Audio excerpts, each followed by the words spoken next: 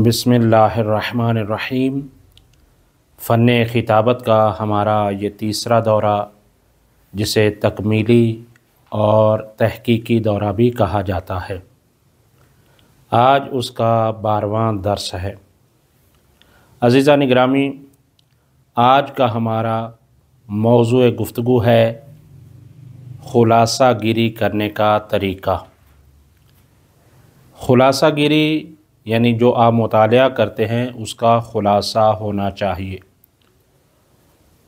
और आप पहचानते हैं कि कोई भी जब गुफ्तगू करता है या गुफ्तगू सुनता है, उनके नज़दीक चंद अहम तरीन निकात होते हैं कि जो ख़ास होते हैं। आप किसी की तकरीर सुनते हैं, आप देखते हैं कि पूरी की पूरी आपने तकरीर सुनी, लेकिन चंद बातें आपको ऐसी लगेंगी कि जो अहम तरीन बातें हैं।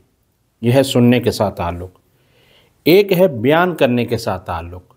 जब आप गुफ्तगू करते हैं, पूरी तकरीर यूँ समझ लीजिए कि एक तरफ और चंद अहम निकात आपके एक तरफ।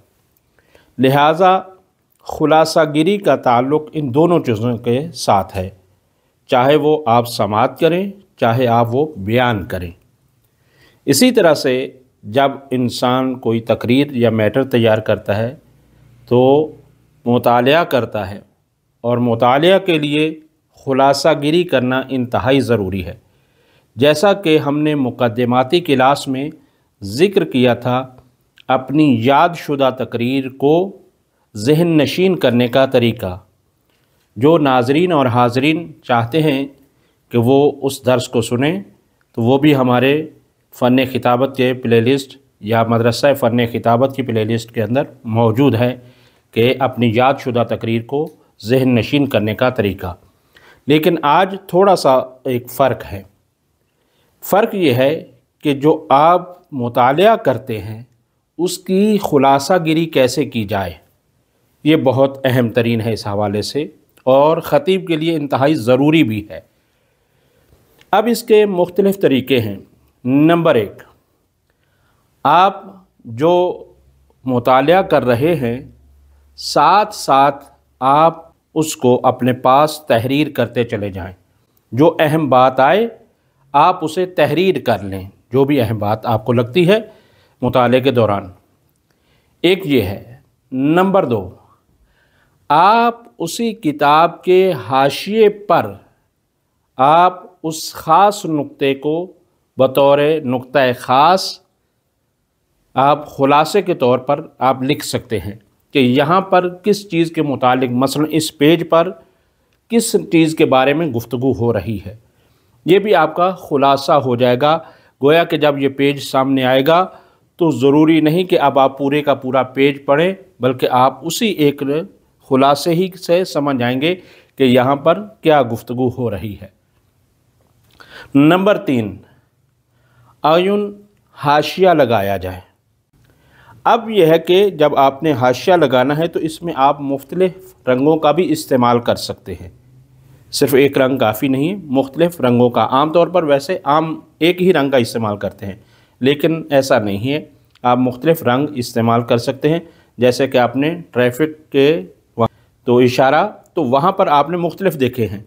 यहाँ पर भी यह है कि जो आपके लिए बहुत ही अहम है, ठीक है, जैसे उसका मकाम ऐसे जैसे सरे फसल के तौर पर आपकी खिताबत के लिए, तो आप उस पर एक कोई रंग इंतखाब कर लें, या आपकी अपनी चॉइस है।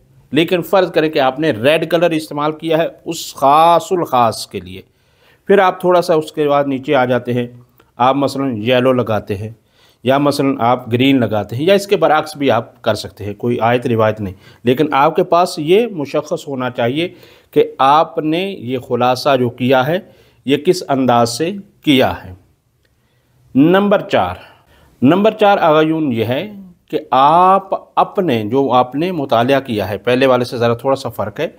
आपने जो मुतालिया किया था, आपने उसी को नुक्तावार आपने ख़ुलासा करते चले जाना है।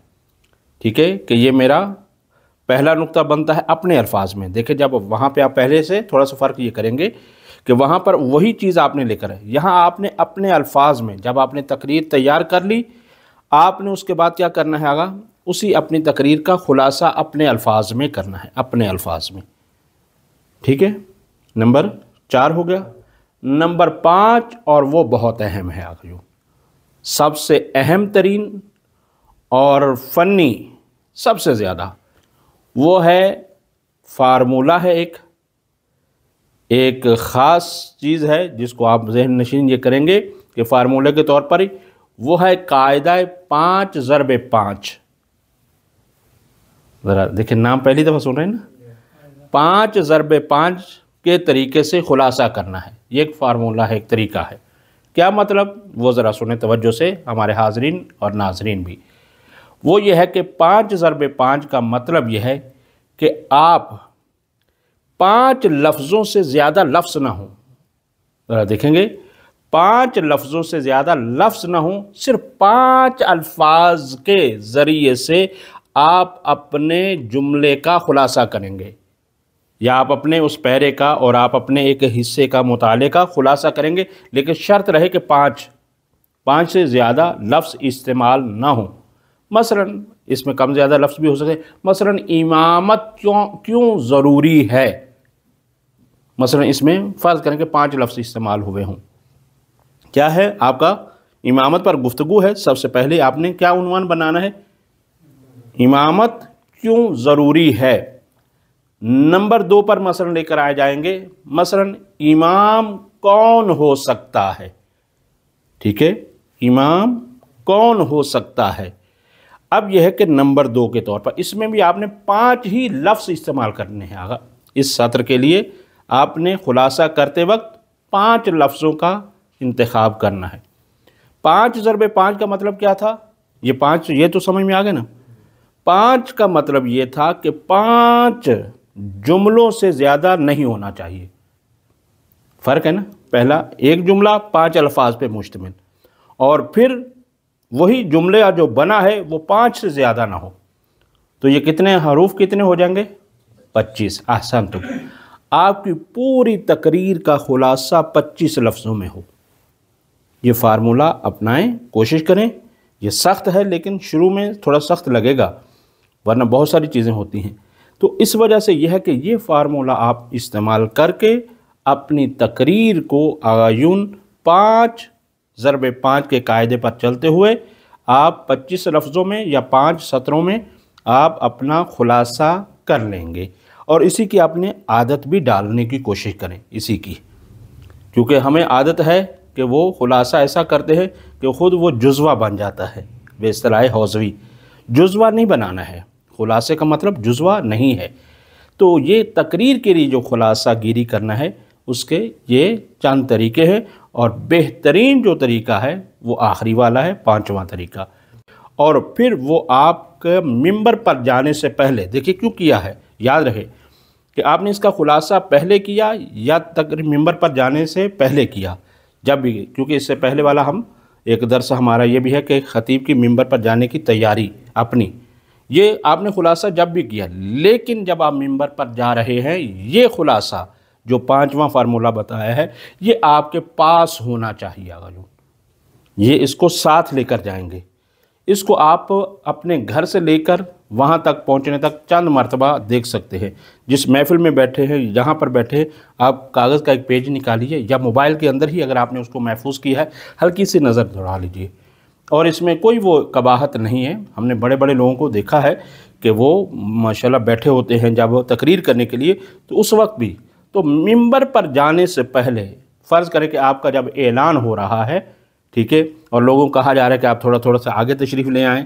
یا جو لوگ باہر ہیں وہ بھی پنڈال میں تشریف لے آئیں، تو اس کے بعد آپ کا اعلان ہو رہا ہے، آپ چپکے سے چاہے وہ کاغذ نکالیں، چاہے وہ آپ اپنے موبائل میں لکھا ہوا نکالیں، ان 5 سطروں کا اچھی سے ذرا دوبارہ مطالعہ کر لیجئے۔